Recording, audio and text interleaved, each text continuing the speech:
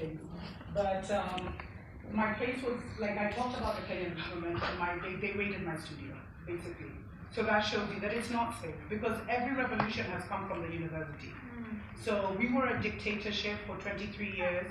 We had this president called Daniel Arap Moi, who was a Kalenjin, and the Kalenjins are the runners, the ones who always win the marathons. But they were also the ones, they say that they were the soldiers in Pharaoh's court, and then they came down and we were all mixed together. But he was a dictator for 23 years, and what he did is, a lot of these guys practiced Luciferianism. And so there was a lot of blood sacrifice, and that's how he was able to maintain his power. And the thing is, because we've kind of been, this veil has been put on us, we don't take the spirit realm seriously. We're not in touch with how everything seeds in the spirit and manifests in the physical. So things happen, like he has a Moi Day, and every Moi Day there's an accident that kills at least 50 people. So they canceled the Moi Day. This is the crazy thing. They canceled the Moi Day. So we got a new constitution in 2010, and they canceled the Moi Day. They were saying that we shouldn't acknowledge all these dictators. But now, this year, they reinstated the Moi Day celebrations. And there was an accident at 5 in the morning, and it killed 58 people. And you see, some people might be like, oh man, like really, you're trying to connect that? No, but that's what it is. And so that is the biggest challenge in Africa, is there is a huge underground, like Luciferian, system. Those are the people in power, and they have literally sold their soul to the devil. And because we're ignorant and we're still on the white Jesus, we don't take those things seriously. Like if you talk about it, people will think you're crazy. So those are some of the wars that we're fighting, on the continent. Is that there's a lot of rituals and demonic practices and a lot of altars that have been raised, and the land is so defiled, because so much innocent blood has been spilled. And so, that just adds to our sleep and the spell, and maintains, because now because how can we be the richest continent and yet we have the poorest people? It doesn't make sense. It doesn't make sense. And how is it that, the Chinese come and prosper, the Indians come and prosper, but we can't prosper on our own land? It's not logical. And when something is not logical, then it's supernatural. So, but you see, we have this thing where we think it's us, because we've learned about the white Jesus and stuff. So a lot of people think we're the ones with we're the ones with the problem. Like, we're stupid. Like people actually buy into this stuff, because when you look, you can never miss it. Yeah. So a quick question, just to prove or disprove arguments, which is good because it gets us studying. One of the arguments was that, okay, only the people in the Western world are the children of Israel. Only the ones in Caribbean and the Native Americans here and blah, blah, blah. But in reading, like, say, for instance, Deuteronomy 28, when you start to study what happened to different ethnic groups, there's a book, Babylon in Timbuktu, and it starts connecting the history between modern day in biblical terms and who those different nations were in the Genesis. Do you see different ethnic groups all throughout Africa who have the same set of realities that black people in the West and the diaspora have? Yeah, I mean, the big thing is that, the Bantus were the Hebrews. And so they've used this word Bantu, and they told us we came from West Africa. We took a long circle, but all of us came from Egypt. And it's not all of us, but, so everyone's mixed in, the children of Ham versus the Hebrews. And you just see that in the way in the way we worship, in the way we believe in one God, just the way our spiritual practices are set up before the Bible, even till today, in the way we sacrifice like a goat, for example, like just the most basic. You can see that, and what's happened is that a lot of them, so the Hebrews were spread throughout Africa. So there's the Agikoyo in Kenya, there's the Igbo in Nigeria, and they're everywhere. But when you look at it, it's like in Kenya, and I actually found this out recently when I was looking at, African maids going to the Middle East, is that in Kenya, there's only a particular, the Agikoyo, the Mijikenda, who are also part of the Lost Tribe, they were taken into the slave trade in the Arab world and in India.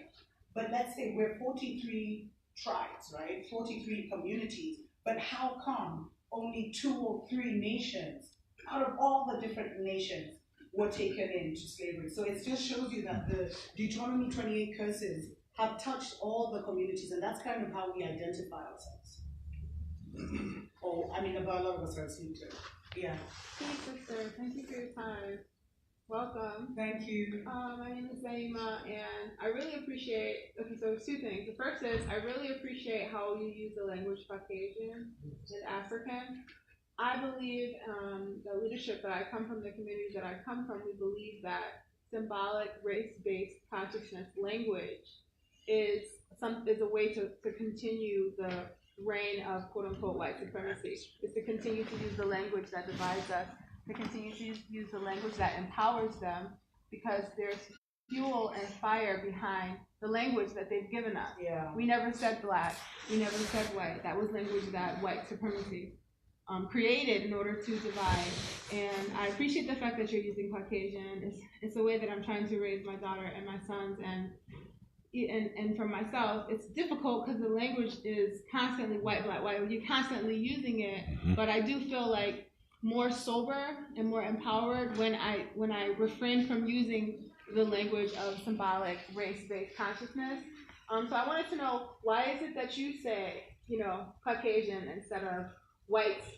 For the most part, I constantly hear you saying the proper terminology. And then the second question was, I've always been inspired. My parents raised me to be connected to and inspired by Mama Africa.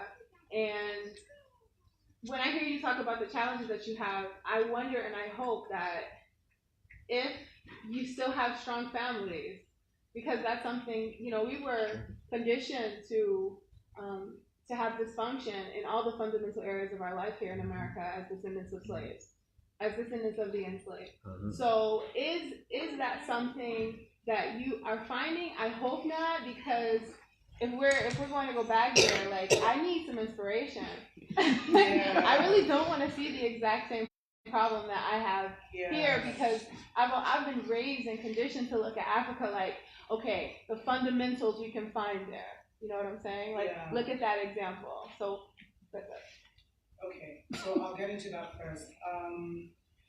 The thing is, rural Africa is completely, almost untouched. Where they don't have their TVs and their, missionaries are nearly everywhere. But a lot of rural Africa is still a lot of wholesome families. But every city, and this is where the youth are running to. The youth are running to the city because they say they're bored in the rural, in the rural lands, and there's nothing to do in the middle of nowhere. That's what they say. In the cities, there's a lot of corruption, because in the cities is where, there's just so many different influences and so much of, a city is like the same anywhere.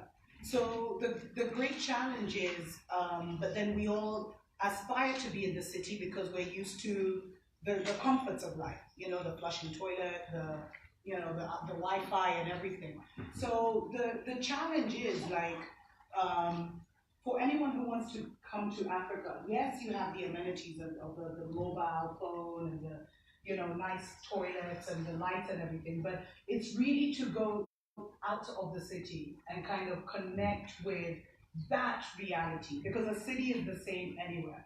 Nairobi is literally the same as Buffalo or New York, There's not much difference, because, we have an alcoholism problem, we have a drug problem now, we have, as I was talking about, abortions are a big thing, because, the white man has come in and said, you need to stop having kids, and you need to have 2 kids, and family planning, and condoms, and we have prostitution, which is really big, that never existed. We have crimes like rape, which were alien, completely alien in ancient Africa. And if you were ever caught, you were literally killed. You were taken out and your bloodline was taken out.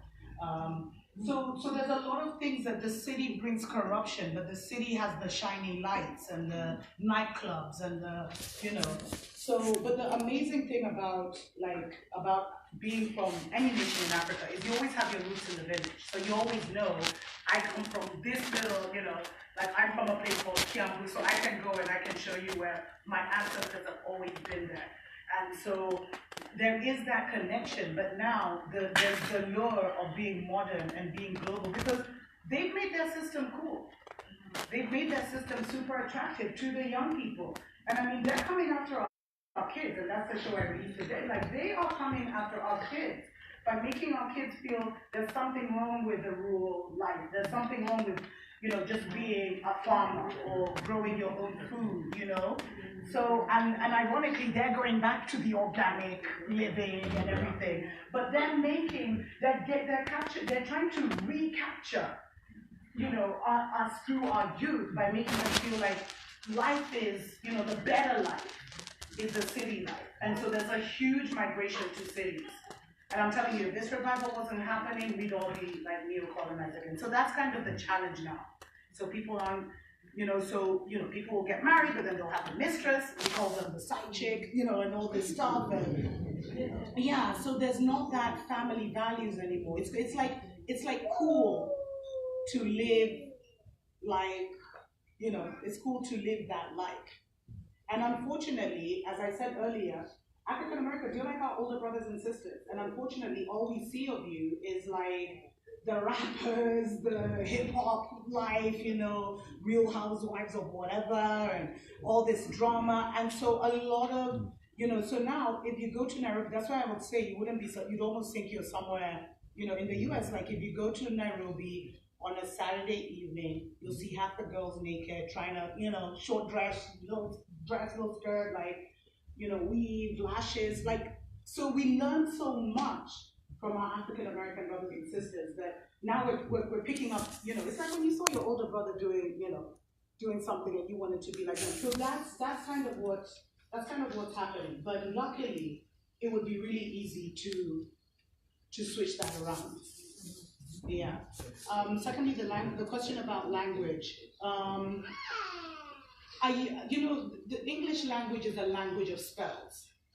That's why we call it spelling, It's all about just, and they have so many meanings. Like you can say I can say black, but I'm calling you evil and wicked, and so it's a language of spells. But unfortunately, like if I spoke Agikuyu right now, like no one would understand me, But my hope one day is that I can only speak Agikuyu and I have a translator who just, to whatever languages people know. But so the thing is, like, for me, once I really realized that it's a language of spells, like knowing what white means, it hurts, to call them like angelic and pure. So that's why I use Caucasian. But sometimes I catch myself, but it's just like, no. And when we say that, you see, like, in the beginning was a word, and the word was with, God, and the word was.